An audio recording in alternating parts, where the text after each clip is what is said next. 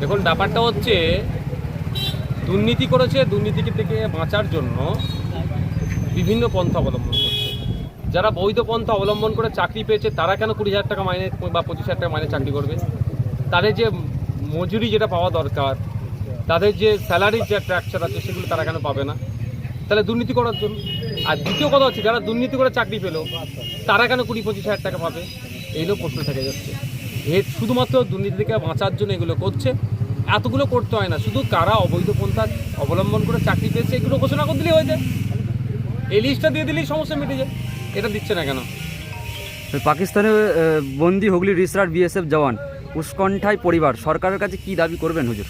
আমি রাজ্য সরকারের মাধ্যমে কেন্দ্র সরকারের কাছে বার্তা পাঠাক এবং সরাসরি কেন্দ্র সরকারের কাছে, হোম মিনিস্ট্রির কাছে, ফরেন্স মিনিস্ট্রির কাছে এবং সর্বোপরি রাজ্যের দেশের প্রধানমন্ত্রীর কাছে আমার আবেদন, অবিলম্বে ফ্ল্যাগ মিটিং করে আমাদের যে বিএসএফের কর্তা, আমাদের হুগলি জেলার যে ভাইটি সীমান্ত রক্ষায় নিয়োজিত ছিল, ভুলক্রমে অনিচ্ছাকৃতভাবে সীমান্ত পারে যে চলে গেছে তাকে দ্রুততার সাথে ফিরিয়ে নিয়ে আসো।